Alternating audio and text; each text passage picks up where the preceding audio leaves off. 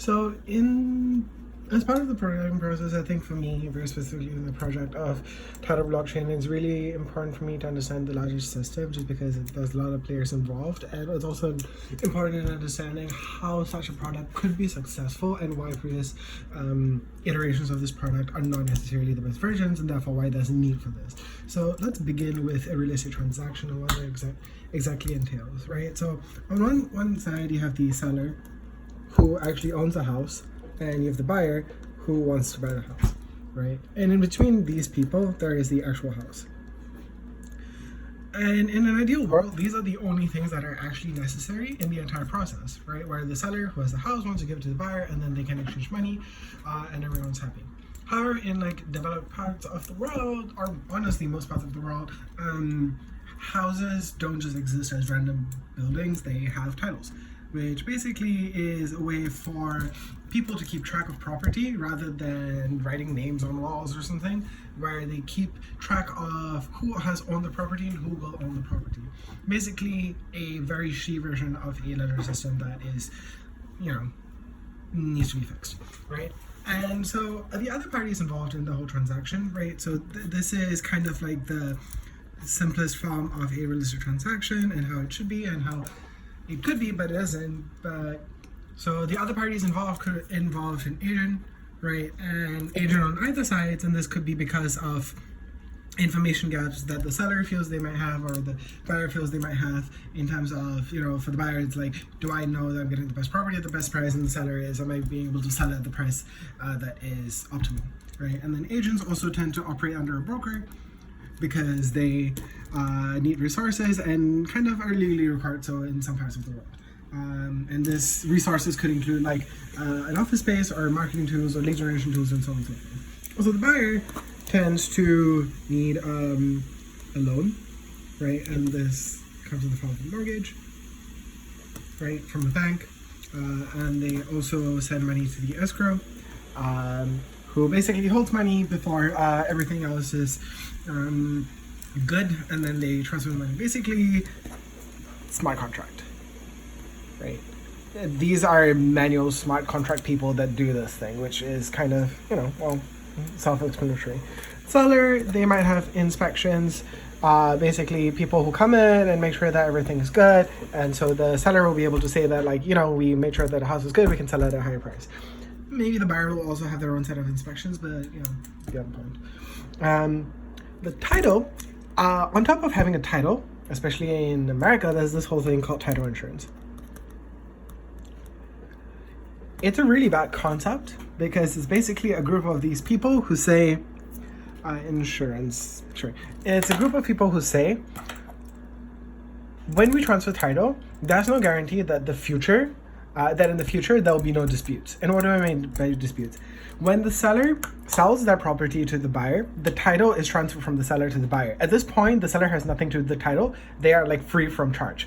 The buyer, however, has to deal with this title in the sense that when the buyer in the future sells to another seller, in the future becomes a seller and sells to another buyer, if this seller so chooses to sue this buyer, based on inaccuracies in the title, they have to pay legal fees, basically, and they have to fight it in court and stuff. And that's what insurance is for. It's in the case that the title was wrong, they cover charge. However, this is not as good as it sounds, because you're actually paying quite a lot of money, in like multiple thousands, right? But they only cover 3 to 4% of legal fees, and this honestly ends up being a lot lesser than what they're paying for, and this is so rare, and it's contradictory in the nature of titles, because there's, I guess one thing I should mention is that there's also title lawyers, who are basically lawyers. Before this process goes over, the buyer will get title lawyers to make sure that there's nothing wrong with the title. So basically, on the other side of this, if we follow the history of a title, let's just say we have seller 1, right? This was the original owner of the house, and then this goes on to the title, right? And then this goes to buyer 1, right? And then so now buyer 1 becomes seller 2, right? And then this goes to buyer 2, and so on and so forth, right? So at any point, if buyer 2 says this has been inaccurate, like the history has been inaccurate, they can sue buyer 1, and buyer 1 has to pay, right? But what a title lawyer does is during this process, the title lawyer will come in and make sure that up till this point, there have been no inaccuracies in the process. The title lawyer's entire job, who also get paid thousands of dollars, is to make sure that this is correct and this is correct. And so basically you can see how this whole thing happens multiple times, right? This keeps happening. And there's always a title lawyer involved, and they make sure that this is correct and correct and correct. But not only do they make sure that these steps are correct, they make sure that the entire history is correct. So basically at like buyer 100, this lawyer's job is so hard that they have to go and check every single one, because there's no real system to make sure that the previous ones have been correct. So they're like doing tons of redundant work. This takes a lot of time, this takes a lot of money. Buyer ends up paying a lot of money. And on top of doing this, the buyer still has to pay for buyer insurance or for title insurance, because there is no guarantee that, this, right, of this being true. So I don't even have to say the word blockchain. You can already see why blockchain is important and how this can solve this entire issue. Because if this were inscribed into blockchain, right, basically, then this can add on to this and be guaranteed that this is accurate, and this can add on to this, and this and this, and so on and so forth.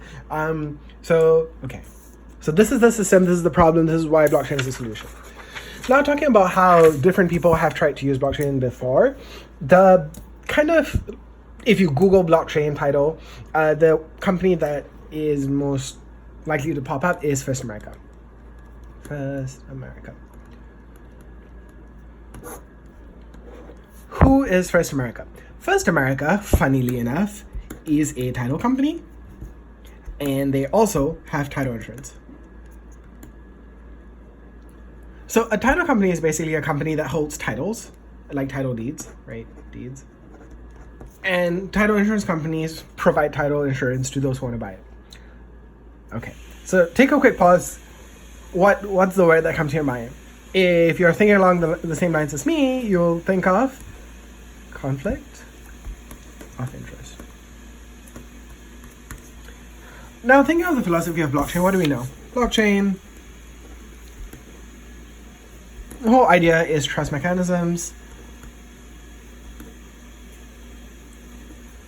hopefully open source, and yeah, like these are kind of like the fundamental principles of blockchain. Now, what First America announced was that they will use blockchain, right? Blockchain, to make this more secure. Like, okay, fam, like, who are you trying to please? Like, yourself? Is this a marketing tactic? Like, you're going to control the data still. Like, it's no different from using a central database. If you're going to control the blockchain and it's not open source and no one can access it, and you're the only one who can have access to blockchain, right? So there is actually a huge, like, opportunity for blockchain and title deeds, right? And if you come back to the larger map of the world, of the real estate world at least, we realize that, okay, so these are all the parties involved. Who has the biggest incentive for the title to be correct? These people, right? And also these people, right? Because the buyers and sellers, they are kind of always stand at the risk of being sued. Less so as they get further detached from the most recent transaction, but, you know, they're in the loop. But also because the agents, right, and the title lawyers, and maybe the mortgages and the escrows, all these people have access to the transaction itself, they can contribute to the title. They make sure that, like, everything's good, because unless everything is good, these people are not going to get paid because the escrow is not going to release money, right? Also, I'm not going to talk about escrows and smart contracts as that being its own, like, blockchain thing. Just another conversation, not going to talk about it right now. But, right? So basically, everyone who's involved in the transaction can contribute to the accuracy of the title. In fact, if we think about this whole process, wait a sec. Think about this whole process. We're probably here, or we're probably like here. We're not going to be here. We are probably not going to be making titles for the first seller, right?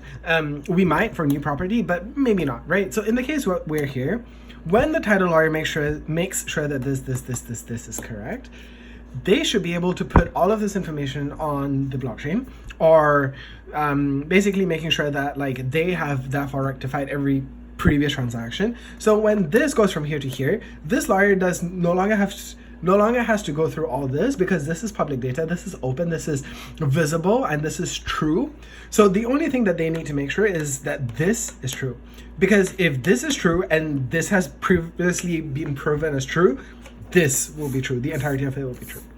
So yeah, that's a concept. And yeah, this is my system diagram. This is how I see this. And so basically, this is a concept. It's kind of a simple concept. It's really hard to implement, kind of, because of the parties that are involved and who needs to actually do the implementation.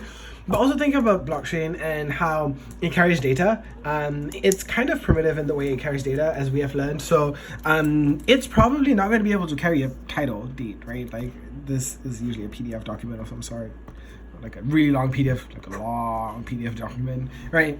But we know that like blockchain, like data is usually just like random text, right? And to convert like from PDF to text is like the most, and this is going to be the most, and therefore that's.